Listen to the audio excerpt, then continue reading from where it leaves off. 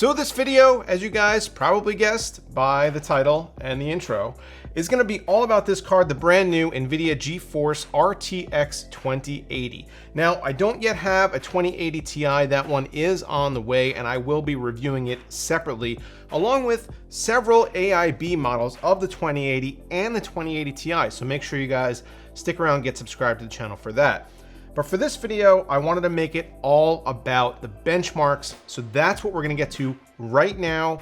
And then we're going to talk a little bit about this card after you guys see all those numbers. So for your reference, all the tests that you're about to see on all of these graphics cards were conducted on my 8700K test bench, run in a Gigabyte Aorus Z370 Gaming 7 motherboard with 16 gigs of Corsair Vengeance LPX DDR4 3200. The 8700K I did keep at stock settings, and I actually did that for a very specific reason. I wanted to be able to replicate what everybody could get as opposed to maxing out the overclock, which perhaps not everybody is going to be able to do, and skewing the test results because my processor is then running faster. I am going to have some overclocking videos on these cards that is coming up. And in those videos, I will likely be pushing the 8700K to its limits in order to extract maximum value from these cards. With that being said though, let's get to our first round of benchmarks, which is going to be for our synthetics. So all of these tests are run both at 1080p and 4K, and that's going to carry through from our synthetic tests all the way through to our gaming benchmarks. Now, Firestrike and Firestrike Ultra, I'm sure you guys are all familiar with, along with Time Spy. Now, Time Spy, as you guys can see, is actually the only test in our synthetic group where the 2080 outperformed the 1080 Ti. Moving over to superposition, both 1080p and 4K see pretty good numbers, but once again, not beating out the 1080 Ti. And we are going to get to this once again after we go through all the gaming benchmarks, which are coming up right now.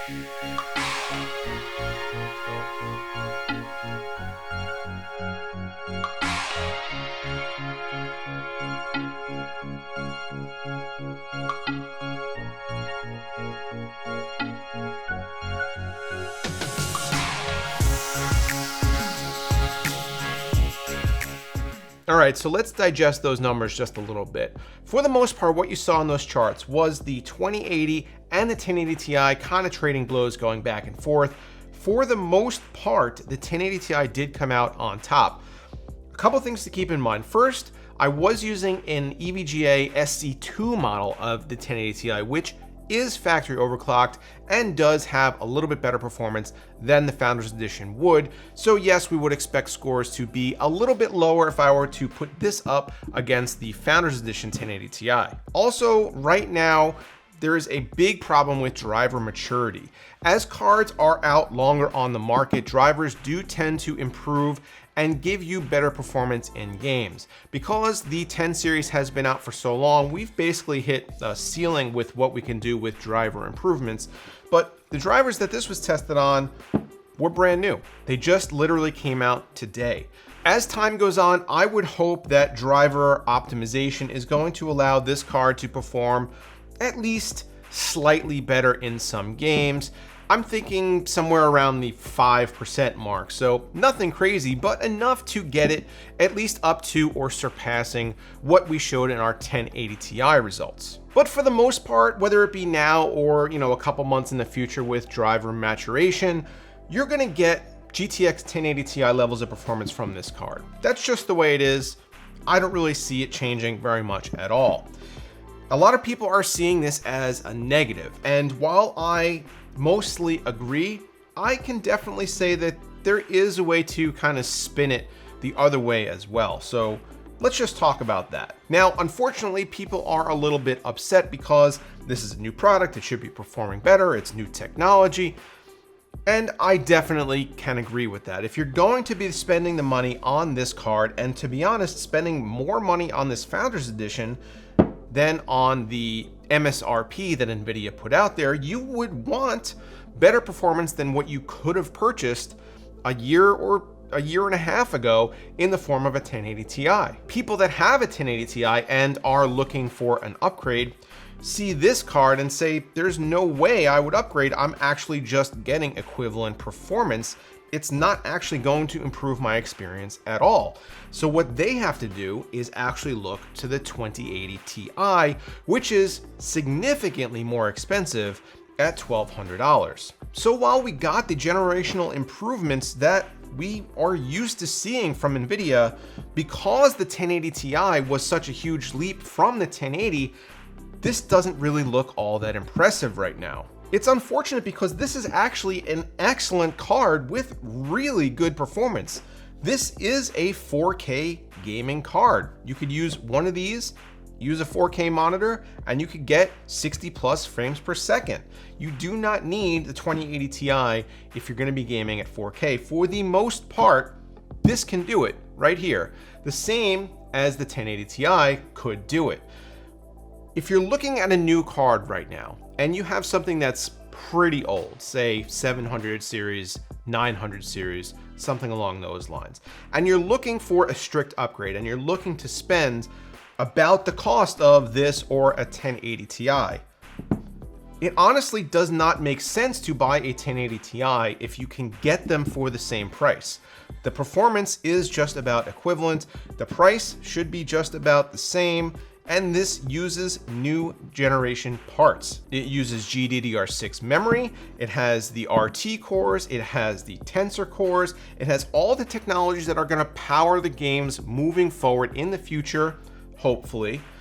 And as drivers mature and more titles are released to take advantage of what this card can do, I would much rather have this today than a 1080 Ti, even if the performance looks about the same. However, there's something else to consider, and that's availability. These right now are out of stock everywhere, as are all the AIB models. The 2080 Ti's, which are the performance king, are not even available yet anywhere at any retailer, and NVIDIA has delayed them. It is definitely fair to criticize NVIDIA about this launch. The big selling point of this card is that it has ray tracing capabilities. It has all the RTX features that we as consumers can literally use nowhere at this point. There are no games that offer ray tracing at all, nothing that takes advantage of DLSS or deep learning super sampling, and the titles that were supposed to have it at launch have been far delayed. Battlefield 5 has been delayed into November. Shadow of the Tomb Raider, which was supposed to have RTX features, now launched without them, and it's going to be updated in a software patch. I think that is where the criticism should really lie. NVIDIA is pushing this as the selling point of this card and not the performance, because they do realize that it's equivalent to a product that they already had. However, this card can do a lot more than Pascal or Maxwell or Kepler could do, but it can't do it yet because there's nothing to do it on. So bottom line here, yes, this performs like a 1080 Ti. Yes, that is at least slightly disappointing, but also, yes, if you can get the cards for the same price, this is the better buy. There's no reason to not purchase this instead of a 1080 Ti if you have that choice, and they are approximately the same cost. Not to mention the fact that this Founders Edition card is probably the most handsome, most well-built, most solid feeling graphics card I have ever held in my hands. It's got crazy attention to detail, these gorgeous chamfered edges, this rounded frame that makes it look like it's a unibody structure, the mirrored finish on the GeForce RTX logo, which unfortunately does light up green. We kind of would have liked to see some RGB action there, but everything about the way this card is put together just screams quality. This card is really well built and really well engineered. Even the cooling solution, which yes, likely could have benefited from removal of these pieces, these decorative pieces here and here that cover up some of the heatsink area, is pretty good. At full load, I was getting temperatures of 73°C, and these axial fans are whisper quiet.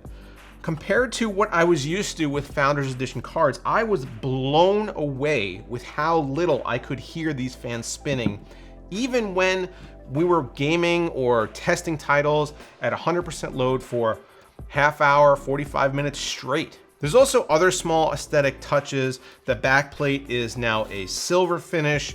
The I/O port is actually covered in a matte finish black instead of the standard silver. All the heatsink fins are matte black finish as well. This is going to look absolutely fantastic in any build, and this is the Founders Edition card. This is the card that people usually buy and say, I really wish it had an Asus Strix cooler on it. To be honest with you, I am really looking forward to putting this in a system.